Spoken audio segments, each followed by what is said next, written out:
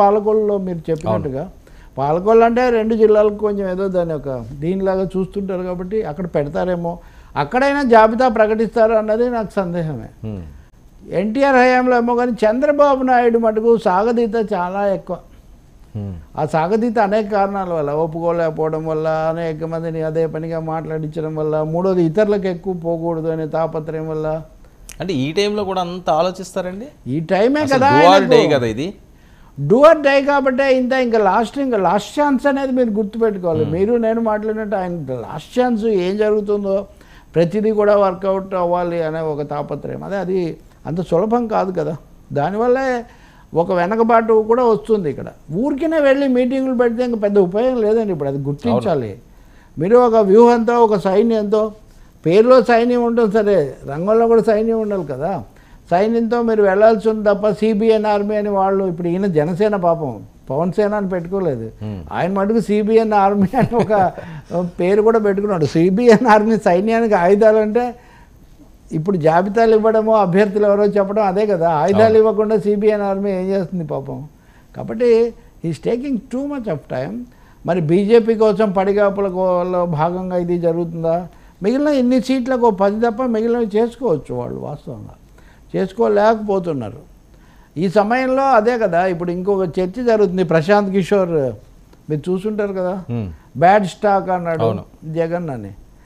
So దాన్ని ఇప్పుడు ఒక ప్రశాంత్ కిషోర్ నిన్న 2 కామెంట్స్ చేశాడు. ముఖ్యంగా అసలు మోదీ ఇంకా అయిపోయింది, బీజేపీకి బ్రహ్మాండమైన అడ్వాంటేజ్ ఉంది అన్నాడు కదా.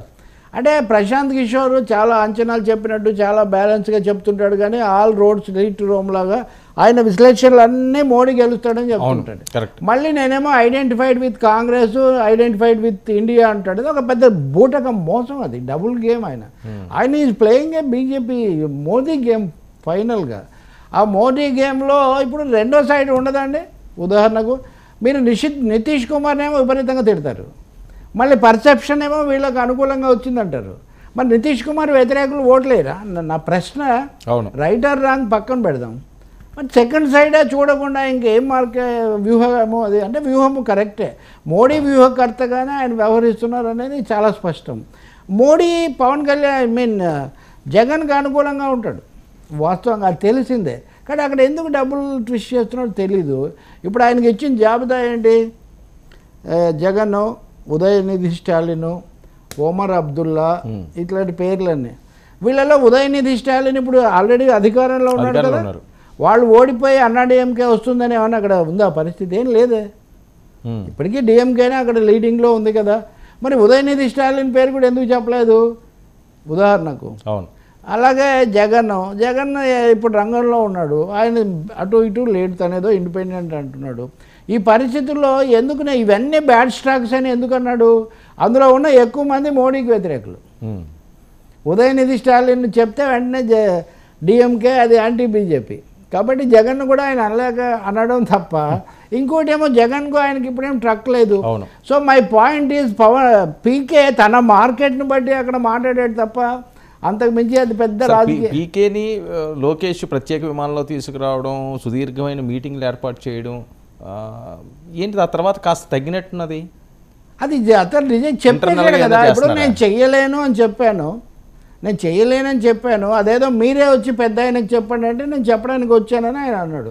సో పీకే పేరుతో జరిగిందంత హంబక్ అంతే. PK is a big gamer or schemer in Indian politics. ఆయనకి ఇప్పుడు ఐపాక్తో కూడా ఆయనకి ఏం సంబంధం లేదు.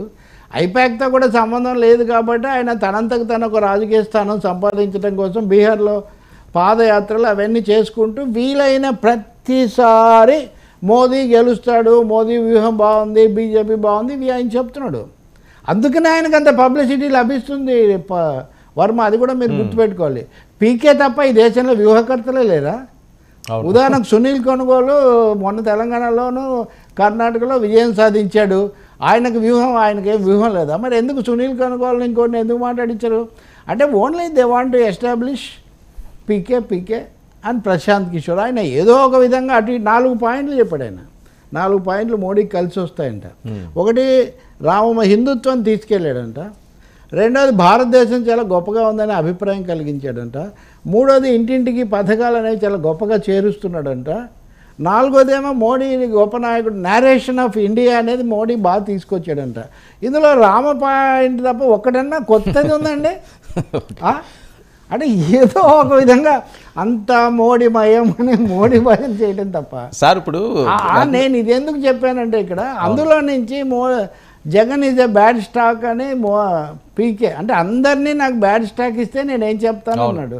అందులో మిగతా వాళ్ళంతా ఆయనకు నచ్చని వాళ్ళు, ఇబ్బందికరం, ఆయనతో వ్యాపారం చేయని వాళ్ళు. ఇంకా చెప్పాలంటే సార్ జగన్ కూడా వదిలేశాడు. అవును సార్, అందరికీ వ్యూహకర్తలు ఉన్నారు. నా పాయింట్ ఏంటంటే పవన్ కళ్యాణ్ వ్యూహకర్త ఎవరండి అసలు?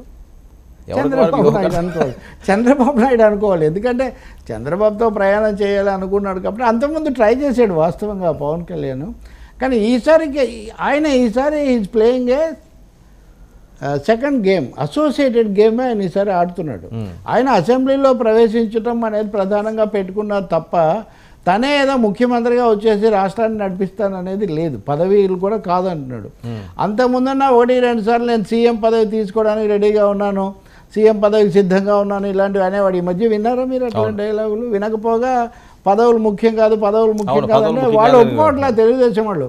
మీరు పొత్తు అనుకుంటూ మాటికి రెడీగా ఉన్నాను అంటే కాన్ఫ్లిక్ట్ వస్తుందని, అందుకని అది పక్కన పెట్టాడు. సో ఇప్పుడు ఆయన వ్యూహకర్త కోసం పెద్ద ఖర్చు పెట్టే ఆలోచనలో స్థితిలో లేడు. బహుశా డబ్బు కూడా ఎంత ఉంది మనకు తెలియదు, కానీ ఈసారి చేయడు, కానీ నెక్స్ట్ టైం చేస్తాడు ఆయన టార్గెట్ వేరే. ఇదంతా ముందు ఎస్టాబ్లిష్ కావాలి, అసెంబ్లీలో ప్రవేశించాలి, తను ఎలా ఉంటానో తన పద్ధతులు ఏంటో ప్రజలకు చెప్పాలి, ఈ ఆలోచనలో ఉన్నాడు ఆయన. కానీ ఆయన కుడి ఎడమల డాల్ కత్తులు అన్నట్టుగా కుడివైపున బీజేపీ, ఎడమవైపున బీజేపీ, ఈ రెండింటి మధ్యలో ఆయన బందీ. సార్ వివిధ దఫాలుగా చర్చలు జరిగిపోతున్నాయి. ఒక పక్క చంద్రబాబు నాయుడు గారితో ఏంటంటే బీజేపీ పరిస్థితి ఏంటి? ఇంకా వీళ్ళు అనౌన్స్ చేయడానికి సిద్ధపడుతున్నారన్నారు, 25 30 అని ఒక లిస్ట్ ఇచ్చారు. బీజేపీ అంటే ఎవరు గేమ్లో ఎవరు గెలిచినా క్రెడిట్స్ అన్నీ నాకే వస్తాయని బీజేపీ చాలా ధీమాగా ఉంది. ఎందుకంటే వీళ్ళెవరు బీజేపీని మటుకు ఏమన్నారు కదా, అదీను పతి ప్రాణంబు దక్క అన్నట్టుగా అదీను బీజేపీ దక్క, బీజేపీని గురించి ఏమీ అనొద్దు అనే ఒక లైన్ తీసుకున్నారు కదా. అందుకని బీజేపీకి ఏమి ఇబ్బంది లేదు. ఒకటి జగన్ గెలిస్తే టోటల్గా ఇంత ముందులాగే సపోర్ట్ చేస్తాడు. తెలుగుదేశం మీరు పొత్తు పెట్టుకోకపోయినా మీతోనే ఉన్నానని చెప్తూ ఉంది. పవన్ కళ్యాణ్ ఆల్రెడీ ఎన్డీఏలో ఉన్నాడు, వాళ్ళేమో ఎన్డీఏలో నుంచి ఆయన బయటికి పంపించలేదు కదా. పురంధేశ్వరి ఈయన లేకుండా నర్సాపురంలో ఆఫీస్ ఓపెన్ చేశారు, కానీ పొత్తులోనే ఉన్నామనే మాట మటుకు చెప్తున్నారు. ఆ పొత్తు అనే మాటకు ఏమైనా అర్థం ఉందండి ఇంకా?